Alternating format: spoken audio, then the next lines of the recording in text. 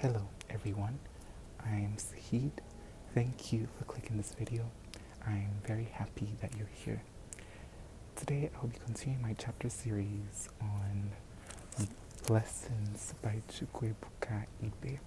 Today we'll be reading part 2, chapter 6.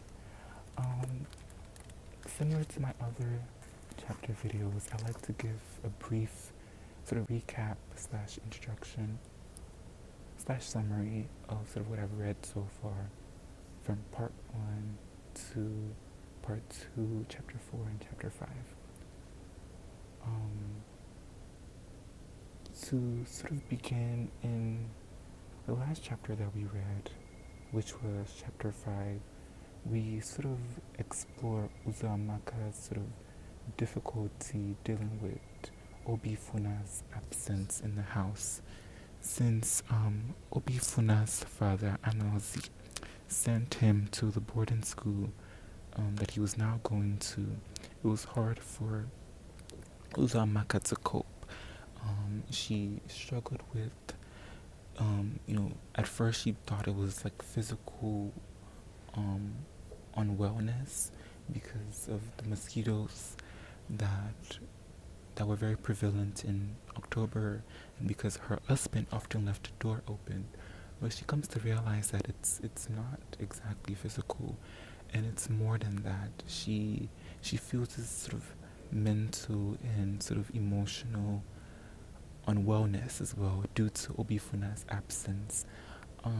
She sort of thinks about the different things that when Obifuna was here, he sort of brought to their household, such as his laughter, his quiet popularity, and just other things that as his mother she loved seeing of him, and just seeing or having his presence within her space.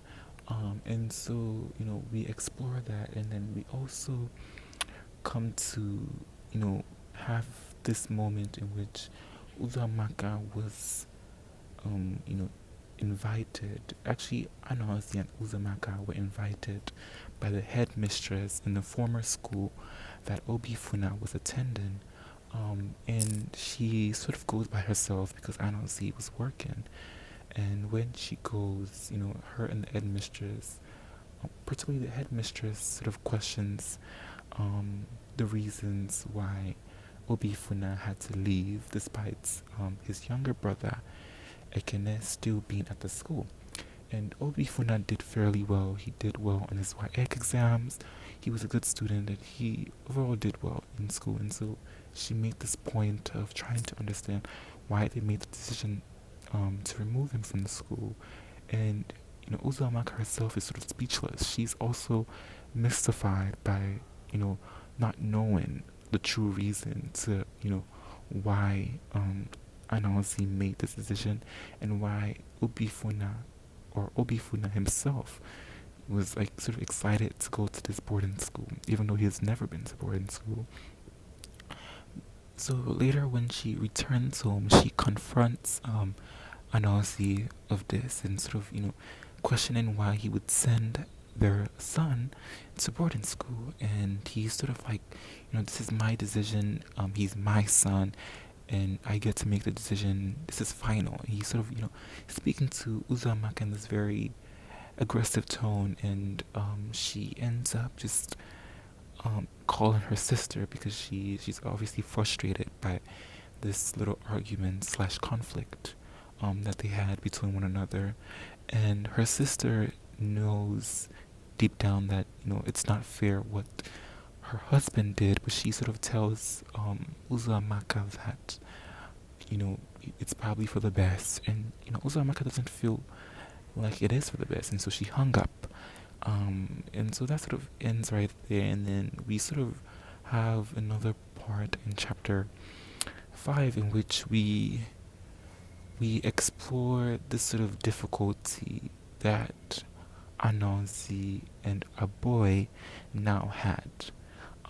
So a boy ends up having to leave, and Anozi make the decision to sort of fire him for supposedly stealing money, but deep down, we know that's not true. We know it's particularly because of the occasion that happened with a boy and Obifuna in that little intimate moment that Anozi caught them having. And, that's why he sent Obifuna to boarding school. And that's why he's now also firing a boy. But the lie that he sort of told his wife was, oh, he was stealing and stuff like that. And prior to this accusation, he was literally praised by Anozi. Anozi, talked about him to Uzumaki, saying how much of a hardworking man he has been in the shop, and how customers just really appreciated, his presence and helping him helping Anozi in the market or shop, where they did trade in. But to sort of continue, a boy ends up having to leave, and Uzumaka just really feels for him, and she sort of like, have you begged your oga, which translates to boss, to give you a second chance? But deep down, she also knew that, her husband Ananzi is a man with exacting decisions. So if he makes a decision, it's less likely for him to turn down on the decision he has made. So she sort of, has to accept that he, has to go, and a part of her knows that, he didn't steal it. Even when she runs after him to give him money, after he left the house, she saw how much, tears he had in his eyes, and he was thanking her after she gave him the money. She just knew that he couldn't have stolen, and she ends up having to tell him his goodbyes, but she wishes him well. And so that's sort of how chapter 5 ends. And yeah, I don't want to continue the intro for too long, but please watch my previous chapter videos as they give you a bit more instinct on part 1, the chapter 1, chapter 2, chapter 3, and then part 2, chapter 4, chapter 5. Thank you for being here, and I hope you stay all the way to the end of today's reading on chapter 6.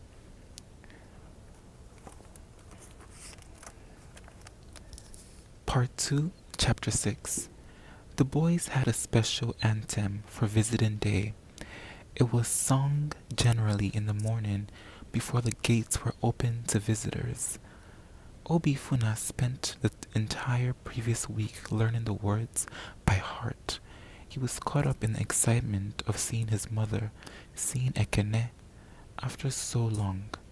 From the accounts of other students, he made out that day was an elaborate affair, with some parents traveling many miles across several states to attend, often turning the whole thing into a showy family reunion, complete with cooler upon cooler of food, as it were a party. On visiting day, the kitchen provided only one cooler of food for the whole school, and yet there were almost always leftovers. Obifuna's mother was one to make a show. He fantasized about the prospect of having much more than he could finish, impressing his roommates with his mother's unmatched cooking. But on the Friday preceding visiting day, when he called to find out their intended time of arrival, he was informed by his father that they would not be visiting. What? Obifuna blurted out before he could stop himself. We're busy right now, Obifuna, Anansi said. Obifuna gripped the phone closer to his ear with a force that made Mr. Josiah look up at him from his desk, which was piled high with the papers he was grading. Obifuna shut his eyes tight and pinned his toes to his footwear to stop himself from reeling. On the other end of the phone, he could hear his father's patient breathing, the huffing sounds of a quiet challenge. Why? Obifuna asked. Obifuna hung up. He passed the phone across to Mr. Josiah. No show? Mr. Josiah asked. Obifuna shook his head. Brutal. Mr. Josiah murmured. Don't look too gloomy. You're a big boy. Do you really need mommy? Obifuna forced a smile and turned round to go. As he walked back to the house, he hummed a song under his breath and kicked about a stray container, all in an attempt to distract himself.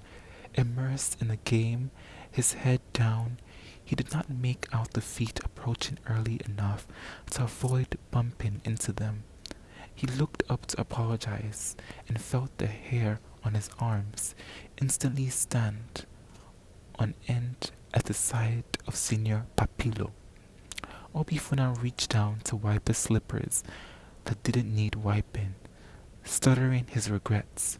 He dreaded what he thought would be the collected, contemplative look on Senior Papilo's face. Sorry, Senior, he tried again. Senior Papilo shrugged. You can make it up to me tomorrow. There was a hint of mischief in his voice. My parents are not visiting, Obifuna said. Why not? I don't know. Senior Papilo looked down at him a while. Finally, he said, Come to my room tomorrow. Ask anyone to show you. Let me give you something. He headed off. Obifuna stared after him. He had not always known what counted as a miracle, but he was certain this was one. It was common knowledge that Senior Papilo was one of those people who had subordinates lined up on visiting day, eager to offer tributes. Obifuna proceeded with a gallop to his house, pausing by the tennis court to do a brief tour before he mounted the stairs. He looked from the veranda at the classroom building, thought how grand the school structures appeared in the waning light of evening. Tomorrow seemed so long in coming. By morning, the whole school was up in one energetic burst. Functions were hurried over as some parents tended to arrive early, hovering at the main gate, binding their time until the formal bell went off at 9 a.m. The inner gates were opened for them to come in. The boys were already dressed and lining the pavement of their dormitories as they waited to be summoned. The more desperate ones hurried to the gate and spent the whole time on the lookout for their parents.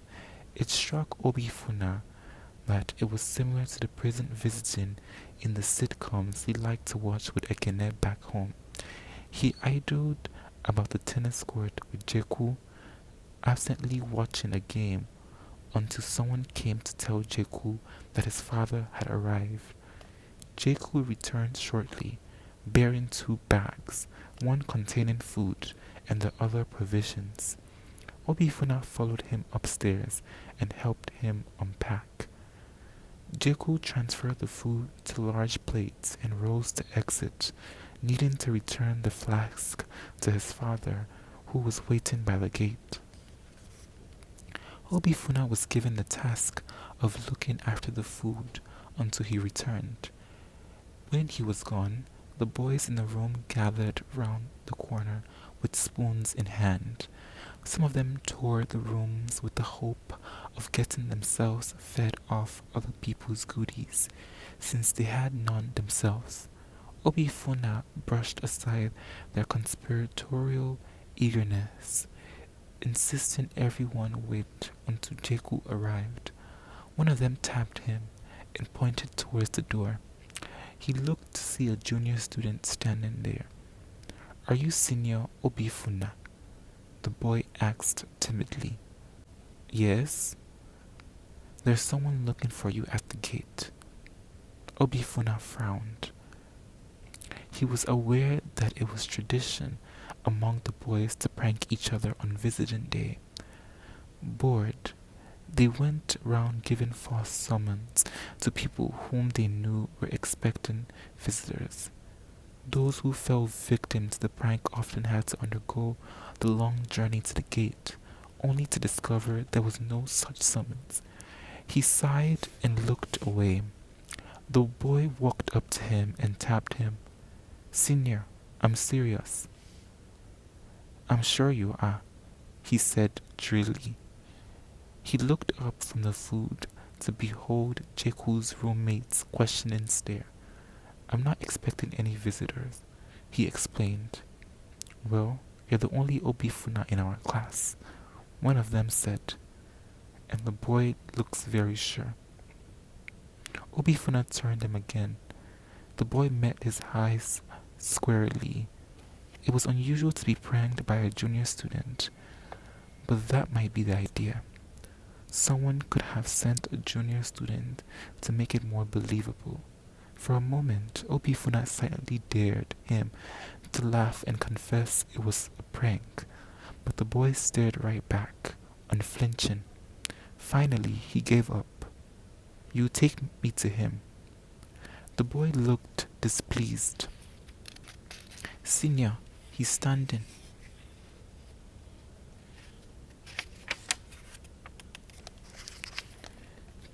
Keep quiet and sit here."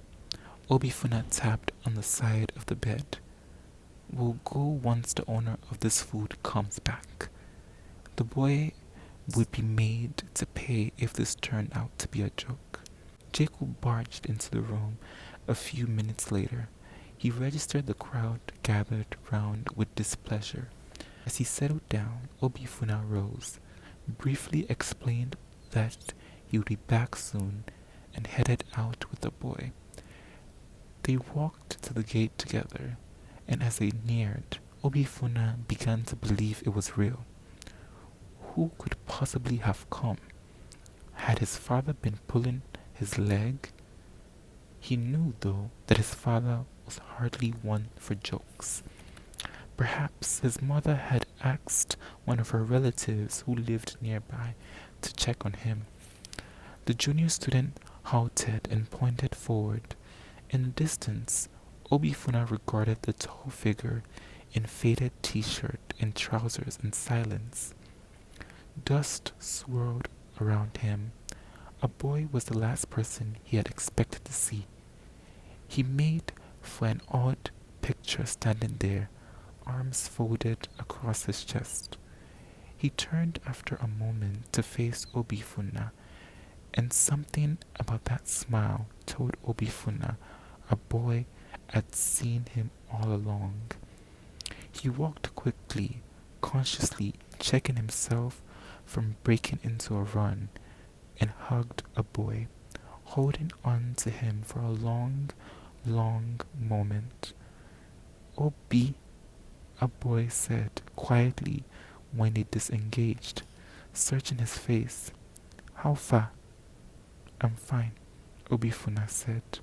He felt an intoxicating happiness, as if he had been drinking all day. "What have they been feeding you? You have become so thin." He tugged at Obifuna's biceps playfully. A boy had on him the acrid scent of cheap cologne. He carried a small bag in his right hand, while his left was intertwined with Obifuna's. He was looking around him, seeming to search for something. "Where do we sit?" Obifuna led the way into the chapel. The benches had been removed and replaced with white plastic chairs, specifically for the purpose of visiting day. At different sections, families sat around. The air was stuffed with the aroma of assorted meals. "I brought you this," a boy said when they were seated. He passed Obifuna the bag. "Thank you." Obifuna peered into the bag. He could make out a takeaway pack from an eatery. He had imagined a boy would come with a home-cooked meal. "Did Daddy ask you to come?" Obifuna asked. There was a pause. A boy tilted his head to the side to watch Obifuna's face, and Obifuna saw something like realization slowly dawn on him. You don't know, a boy said. Know what? Your father kicked me out. He said I stole money from him. Obifuna tried not to drop the bag. A boy was shaking his head from side to side, the thin stretch of smile betraying his emotional state. Even as the question formed on Obifuna's lips, he was instantly repulsed by it. Of course, a boy was innocent. Obifuna knew his father to be many things, but how could he have orchestrated a setup this callous, this basic and yet so garish? This basic and yet so garish. How had he been able to convince anyone?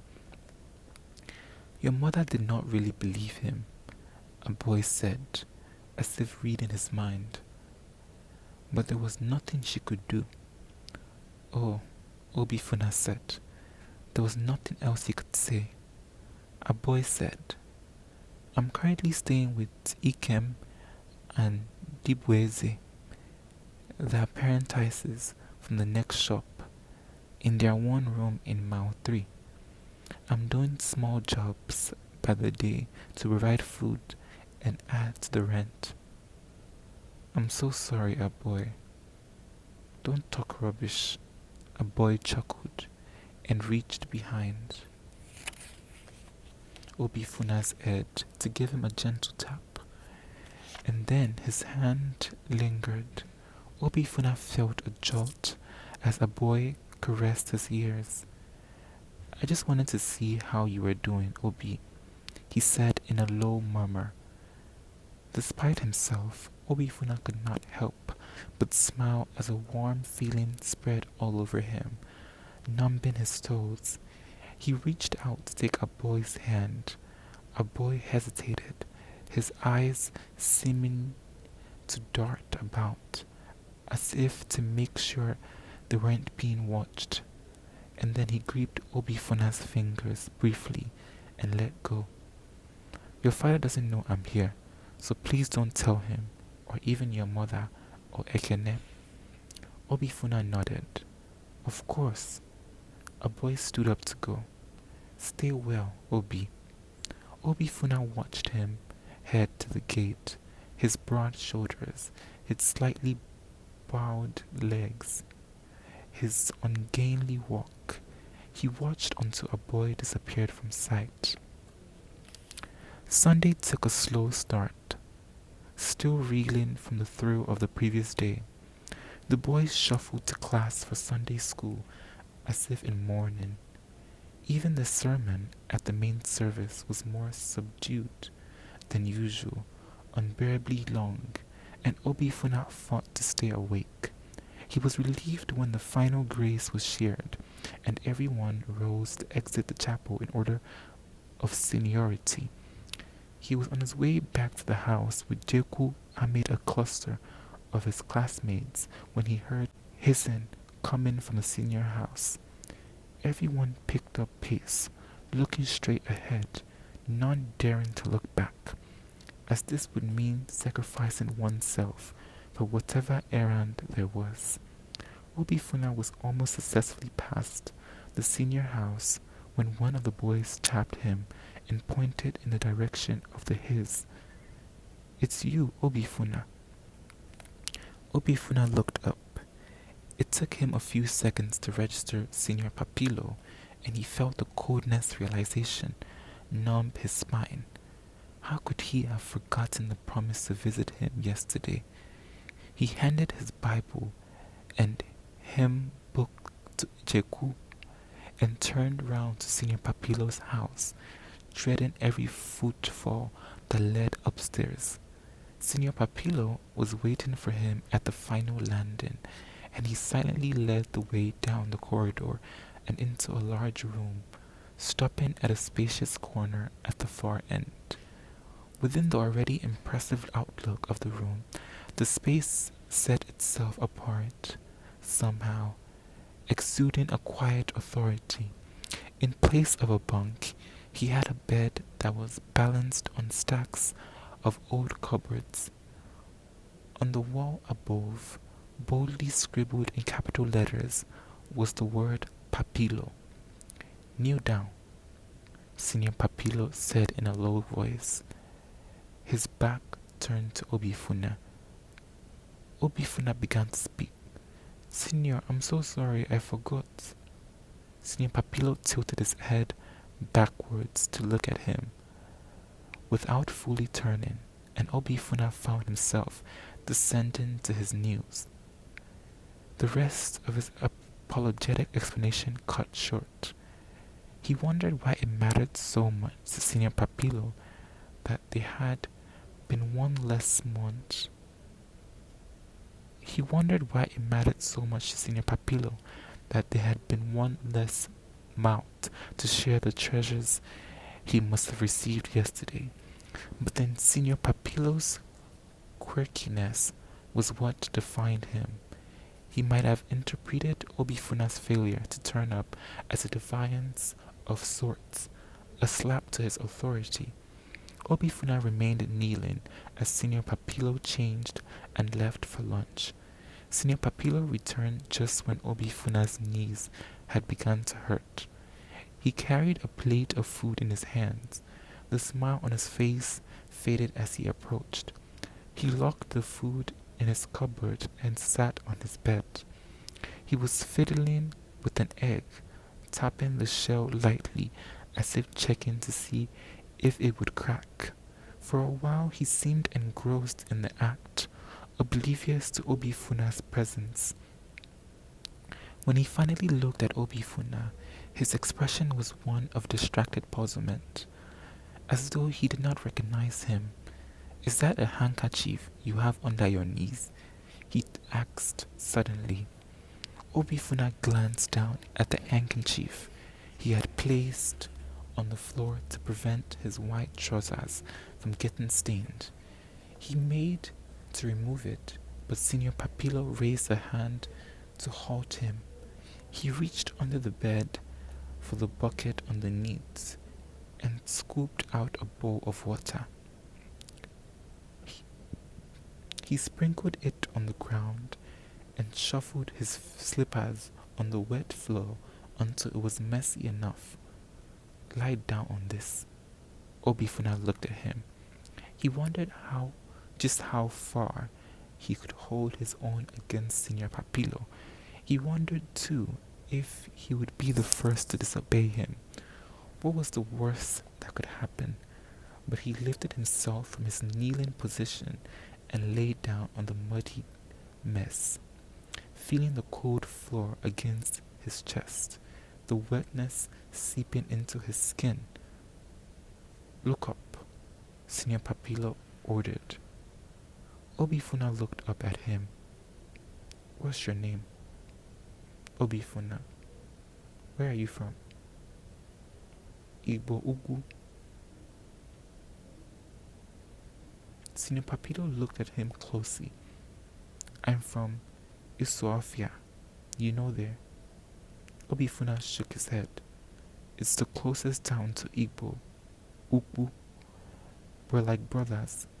Obifuna nodded. So a kinship had been established. He wondered if Senior Papilo would let him go now. "Why did you lie to me, Obi?" "I'm not lying, Senior. I honestly forgot. You told me no one was coming to see you yesterday," he said. "I believed you. I even offered to take care of you because you were looking so dejected that day." He sounded deeply hurt. "But you turned round and make a fool of me." Obifuna kept his head bowed. "Go on," Senior Papilo said. His voice had returned to quiet malevolence. "Tell me you were not the one I saw yesterday at the chapel with one man." Obifuna was silent. "Boy, look at me when I'm talking to you." Obifuna looked up. "Were you or were you not the person?" "I was."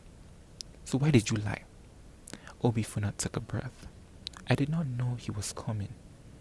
Senior Papilo stared him down. The smile on his face was not kind. Have you heard about me, Obifuna? He asked.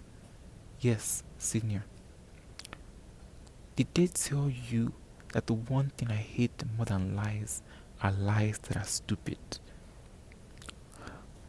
I swear to God, Senior, Obifuna said. It's just complicated. Senior Papilo paused. There was an instant when he seemed to be considering the situation. Obifuna's heart welled with hope. Take off your shirt and lie down, Senior Papilo said finally. He stood up and walked to his wardrobe. Senior, please. The egg swished past Obifuna's ear and smashed to pieces on the wall behind him. Senior Papilo was dutifully extracting his leather belt from the trousers he had pulled off a hanger. He wrapped one end of the belt round his palm and waited for Obifuna to take off his shirt. The first swing landed on Obifuna's bare shoulders, tingling pain burning up his skin. The second landed on his back, and the third on the side of his face. They came quickly, twirling in the air seconds before they struck flesh. At first, Obifuna was too dazed to cry, but he decided seconds later that he would rather die than give Senior Papilo dissatisfaction. He counted up to 16 before the beating stopped. Senior Papilo put the belt down and gave him a final sizing up before he told him to get out of his sight. Obifuna walked back to his house. Jeku was still dressed, waiting for him in his room. Without asking any questions, Jeku helped him out to his clothes and soaked them with bleach. Obifuna crawled into Wisdom's bed, refusing the food Jeku offered. He tittered between sleep and wakefulness, finally drifting off to the sound of idle chatter. He did not know how long he slept, but soon enough he felt hands tapping him. He shrugged it off, wishing Jeku would leave him alone, but the voice that said Obifuna was too deep to be Jeku's. He opened his eyes to behold Senior Papilo's face. For a fleeting instant, he wondered if he was dead, and this was hell, but Jeku's face appeared next to Senior Papilo's as Obifuna sat up straight in his bed. Senior Papilo extended a plate of food to him. You missed lunch, he said quite casually, his face expressionless. Obifuna stared at the food. Rice flecked with sardines, the food which Senior Papilo had brought back from the dining room and saved in his cupboard earlier. Obifuna shook his head. I'm not hungry. Senior Papilo rose from the bed with the same lack of expression in his usual level tone. He said, I want to see this plate empty by the time I come back. And when I say empty, he paused and looked at Obifuna. His eyes transmitted the rest of his message. Obifuna would not dare to throw the food away. As soon as he was out the door, Obifuna handed the plates to Jeku. Jeku glared at him, shook his head. I don't want any trouble, he said. Besides, you really need to eat. Obifuna took a spoonful of rice, unsurprisingly tasty. It was rumored that the graduating class had their meals cooked separately and with enough spices. He ate quickly, relishing the taste of the sardines, and soon he was scraping the plate. It was after he was done that the oddity of the situation occurred to him. He could sense where this was leading, and he did not like it. not someone like Senior Papillo, whom he had concluded was a psycho. He took the painkillers Deku offered and lay back in bed. Later, after prep, Wisdom retrieved the plate, now washed, from the locker and took him to return it. He said he would come for it, Obifuna said. You expect Senior Papillo to come to this house just to pick up the plates you used to eat?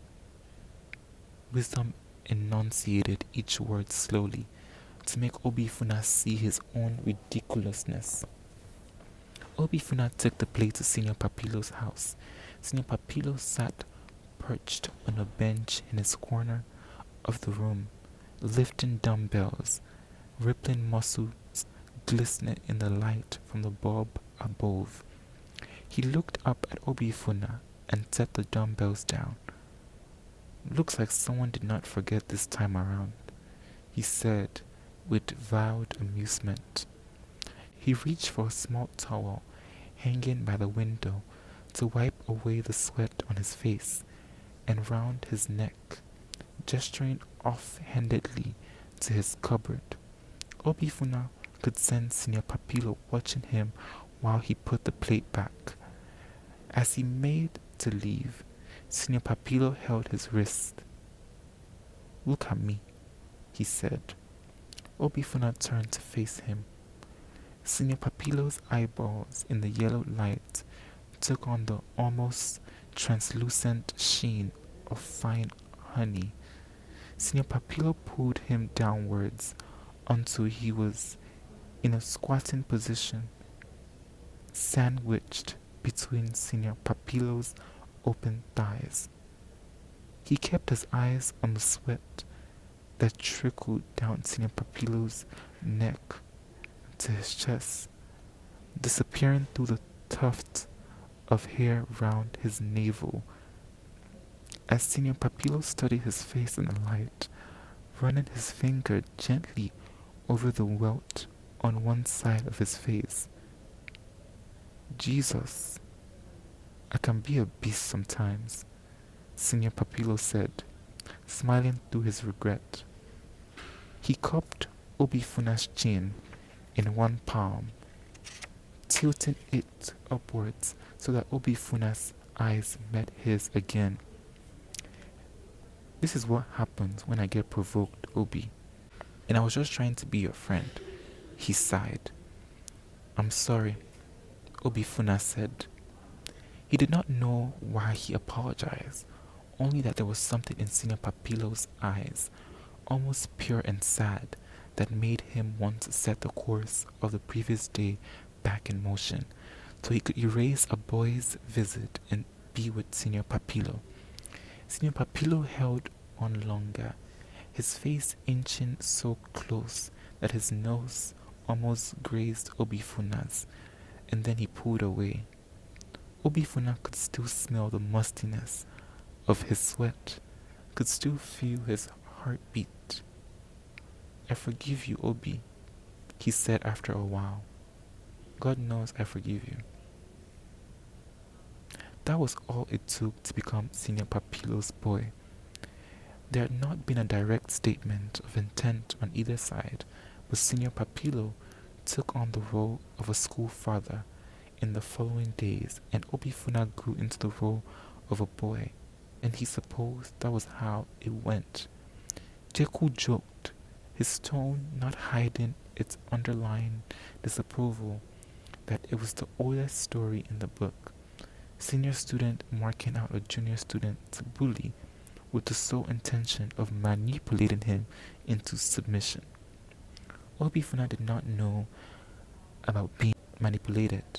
He was only aware of the mesmerizing effect Senior Papillo had on him. It was like a spell. This something about Senior Papillo drew him in and held him. On sports day, he was on the lookout for Senior Papillo, clapping the longest when Senior Papillo displayed one of his many skills on the pitch, taking a quiet, personal pride in the uproar that followed every well-placed goal. He came to fancy Senior Papillo's oddities, which seemed to have, in Obifuna's mind, a unique quality. Fundamentally, Senior Papilo lived a simple life. He detested clutter, he abhorred dishonesty or sloppiness. He hated having to repeat himself.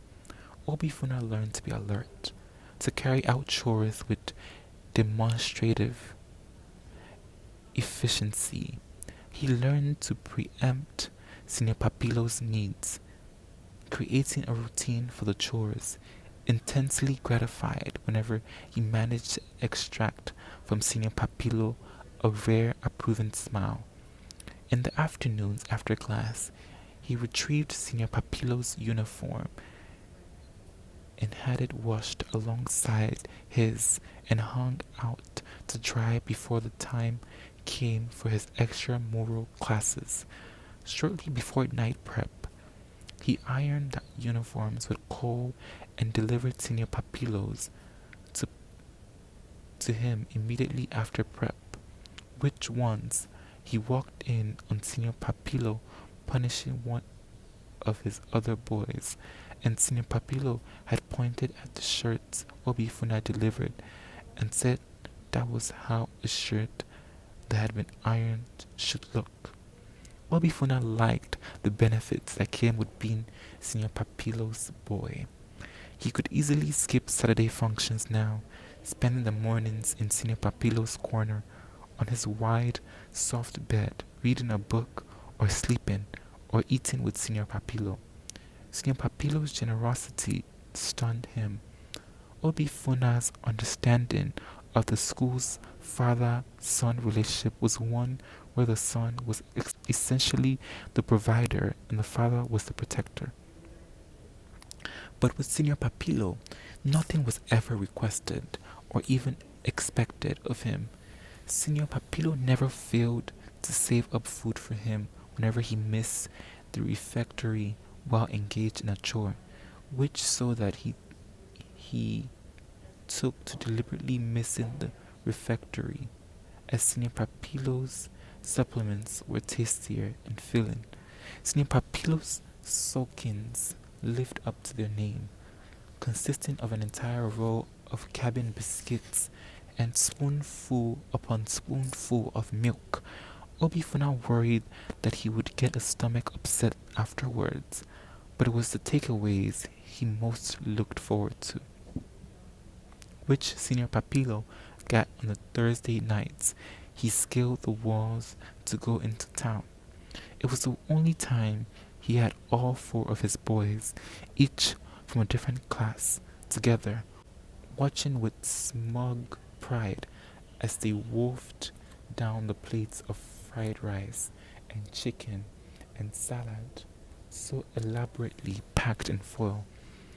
On other days, Obifuna suffered the crushing weight of his decision. Senior Papilo could summon the most spontaneous, the most terrifying temper. He was particularly inventive with his punishments, although Obifuna had envisaged from watching the other boys endure dreadful punishments that his own day would come. He was ill prepared when it did. Sometimes he was punished for things that were manifestly beyond his control. On the days it rained and the uniforms could not dry, therefore could not be ironed, which Senior Papilo forbade any of them from pressing a hot iron on his wet clothes. Senior Papilo made him lie on the floor beneath his bed until midnight, when inspection would begin. When his attention slipped and he missed a word of Senior Papilo's instructions, he was whipped with a leather belt across his bare shoulders.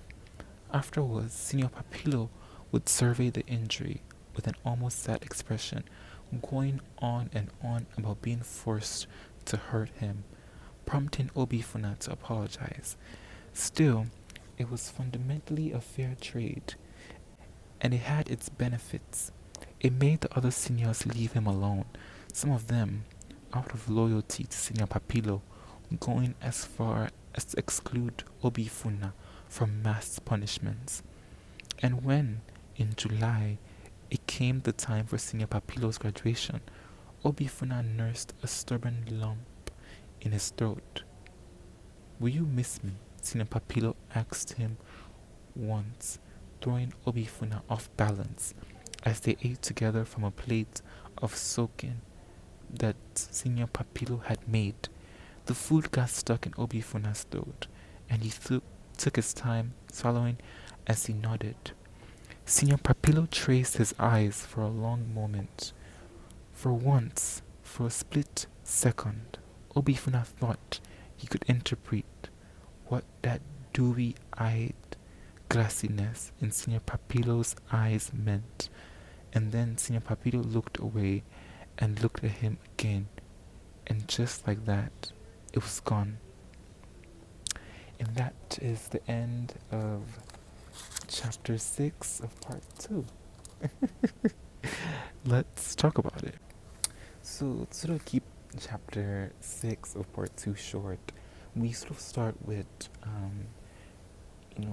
us going back to Obifuna's boarding school, us going back to Oweri. So the boys happen to have something called visiting day, and on visiting day, parents or close family relatives are supposed to come visit their student in the school. But this time, unfortunately, his parents did not come. And when he called, his dad sort of is like, we're busy, we're not able to come. This deeply, made Obifuna sad, because prior to that he was bragging to, his friends and some classmates about, how his mom was just always really good with cooking, and how she was very fascinated and so it hurt his feeling that after doing all this bragging, his parents would no longer or would not even be coming at all to his visiting days to see him and bring provisions and food. And it was really sad reading that. But what sort of happens, or prior to that, he had a moment with also somebody I've talked about in my previous chapter video, Senior Papilo. He had a moment in which I think he stepped on Senior Papilo, and so he sort of gets on his feet or knee, sort of clean his slippers and apologizing and saying sorry, Senior. And then the senior sort of just shrugging him off. And then at some point they were talking about the visiting day, and Obifuna sort of explains that, or tells him that unfortunately his parents would not be visiting. So Senior Papilo surprisingly sort of offered him to come to his room, that he has something for him. But then the day of the visiting day came, and guess who surprisingly came to visit Obifuna? A boy comes to visit Obifuna, and Obifuna did not know that he was coming, and he also didn't know what was happening in the house.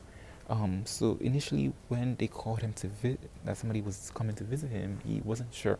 He thought it was a prank, and he thought maybe his mom or something sent a family relative that was close by. But then he comes to realize that it's a boy, and that a boy comes willingly to visit him after a boy sort of tells him that don't you know that your father kicked me out, and he sort of explains it slightly to him, and then Obifuna just sort of speechless and doesn't really know what to say about the whole situation, but he feels sad, and he sort of was like, why he's sort of thinking about how his mother didn't help, but a boy sort of says that his mother also didn't believe the fact that he accused a boy for stealing money.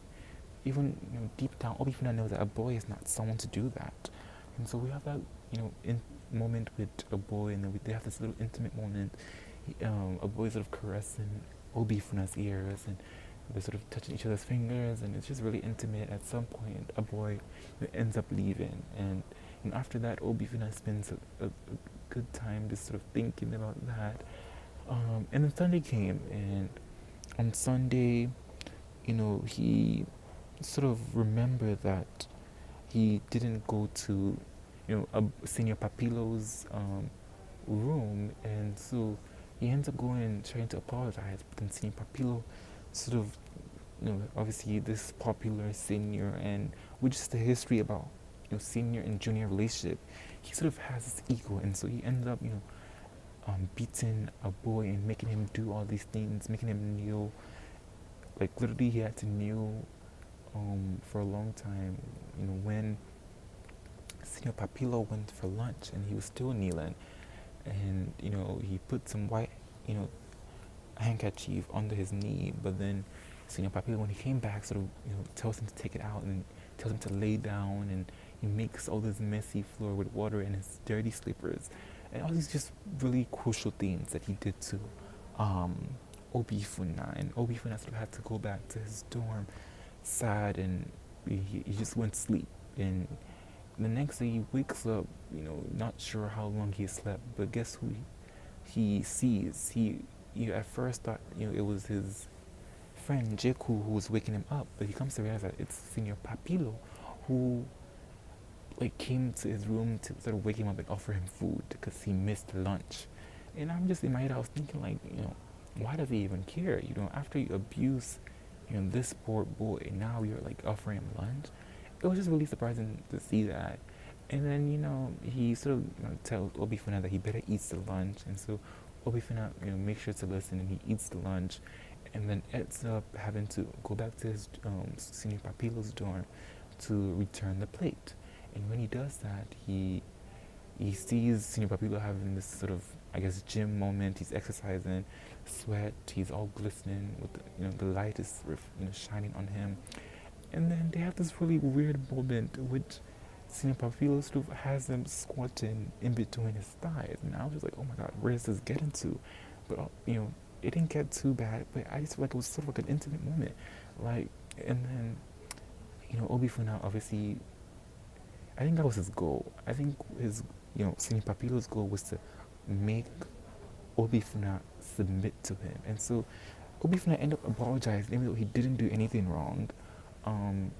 After Senior Papilo literally abuses him for supposedly lying to him that nobody was coming to visit him, and he confronts him about him being with a boy that day, even though he told him that nobody was coming.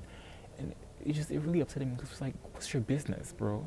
And this is why I sort of mentioned in the other chapter series how I feel like there's something that's gonna happen between Obifuna and Senior Papilo, and we sort of see that in this chapter, like the slight intimate stuff that they have, and then sort of just how Obifuna became one of Senior Papilo's boy, and this chapter sort of explores the different things Obifuna had to do and the benefits I guess Obifuna got from it, and now he was sort of more respected by the other seniors, but he still had to deal with a certain harsh treatment sometimes. But then Senior Papilo would always have this sort of look to his face that made Obifuna feel as though he really felt sorry for his action.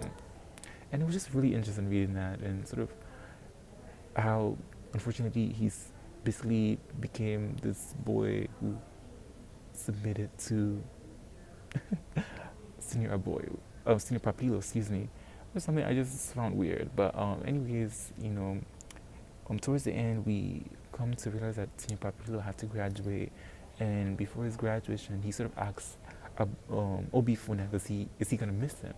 And Obifuna sort of takes a moment to think, because he was like, I think he was like choking or something. He was swallowing something. He almost choked when they were eating together, and it was really interesting how they sort of ended the chapter with that. But I really felt like something was going on between Senior Papilo and a boy, especially with this chapter, and also how the author emphasized the little intimate, like really like bro moments, what they call it, bromance that they had. But yeah, that's sort of a summary and my sort of recap of what I read today in chapter 6 of part 2. I really appreciate your presence, and I hope you enjoyed this video. Please, if you enjoyed this video, kindly subscribe, like, and comment, and please tune into the later chapter videos. Thank you. Bye.